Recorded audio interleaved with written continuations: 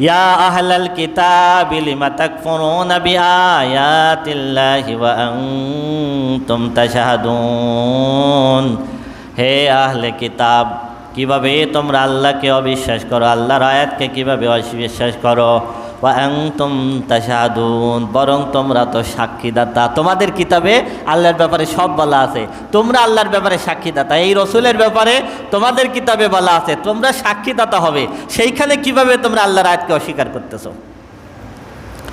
ইয়া আহলাল কিতাবি lima তালবিসুনাল হাক্কা বিল বাতিল। হে আহলে কিতাব, কিভাবে তোমরা সত্যের সঙ্গে মিথ্যাকে তোমরা মিশ্রিত করো। ওয়া তাকতুমুনাল হাক্কা, কিভাবে তোমরা সত্যকে গোপন করো।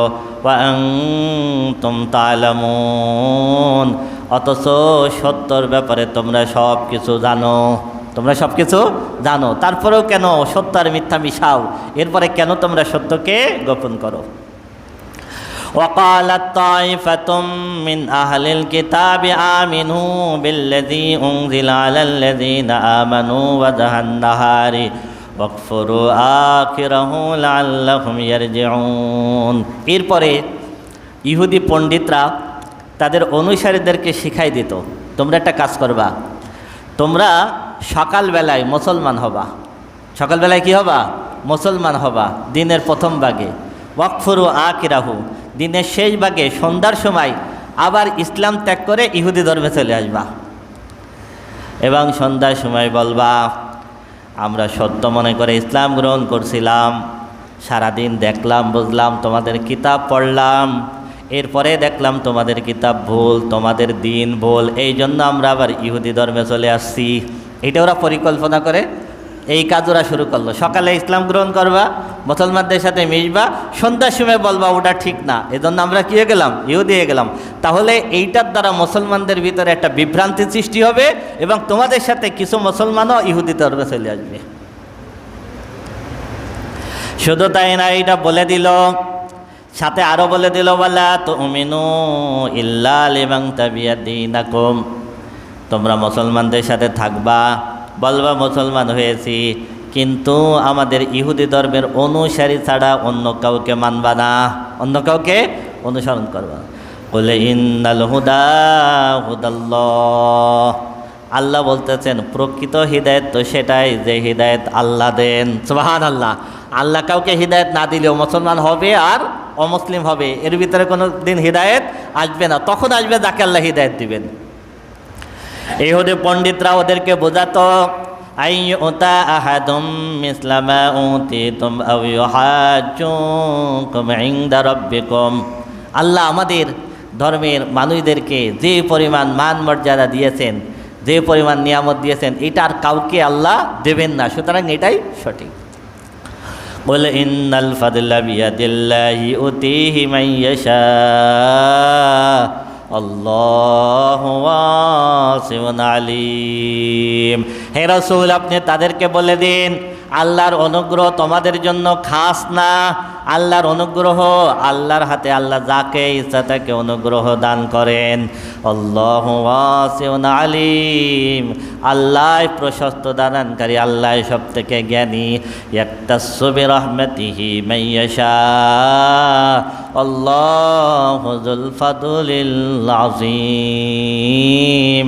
আল্লাহর অনুগ্রহ আল্লাহ যাদের জন্য নির্দিষ্ট করে রেখেছেন তাদের জন্যই আল্লাহর অনুগ্রহ খাস। আল্লাহু যুল ফাদলিল আযীম, নিশ্চয় আল্লাহ মহা অনুগ্রহ দাতা। সুবহানাল্লাহ। আল্লাহর অনুগ্রহ কি সবাই পায়? সবাই পায় না। আল্লাহর অনুগ্রহ সেই পায়, তার জন্যই খাস, যেটা আল্লাহ নিজে যাকে ইচ্ছা তাকে দেন। আল্লাহ ومن أهل الكتاب من إن تأمنه بقنطار يؤديه إليك ومنهم من إن تأمنه بدينار لا يؤديه إليك إلا ما دمت عليه قائما। যখন মুসলমান কিছু ইহুদি এবং নাসারা যখন ইসলাম গ্রহণ করলো, তো ইসলাম গ্রহণ করার আগে তারা ইহুদিদের ভিতরে যে সমস্ত কেনাবেচা করত, সেই কেনাবেচায় একজনের কাছে আরেকজনের অনেক অর্থ সম্পদ পাওনা থাকতো। তো এরকম অর্থ সম্পদ পাওনা থাকতো, অর্থ সম্পদ কারোর কাছে আমানত রাখা ছিল। এরকম আমানত রাখা অবস্থায় যখন তারা ইসলাম গ্রহণ করলো, যে ইসলাম গ্রহণ করেছে তার অনেক অর্থ সম্পদ অনেক ইহুদি পণ্ডিতদের কাছে ছিল। যখন ইসলাম গ্রহণ করলো তখন তারা বলল, তোমাদের এই অর্থ আর আমরা ফেরত দেব না। কেন ফেরত দেব না? কারণ আমাদের কিতাবে আছে, যদি আমাদের ইহুদি ধর্ম ত্যাগ করে কেউ যদি অন্য ধর্ম গ্রহণ করে তাহলে তাদের ব্যাপারে আমাদের কোনো দায় দায়িত্ব নাই। আমাদের কিতাবেই আছে তোমরা অর্থ সম্পদ পাবা না। এইভাবে তারা বোঝাতো। আল্লাহ রাব্বুল আলামিন বললেন, ওয়ামিন আহলিল কিতাব, আহলে কিতাবদের ভিতর থেকে কিছু মানুষ আছে, মান ইন তা'মানুহু বিকিনতারি ইউআদ্দিহি ইলাইক, যদি তুমি তার কাছে অঢেল সম্পদ রাখো, অঢেল সম্পদ রাখো, ইউআদ্দিহি ইলাইক, তাহলে পুরা আমানতটাই সে তোমাকে ফেরত দেবে। এইরকম কিছু ভালো মানুষ আহলে কিতাবের ভিতরে আছে।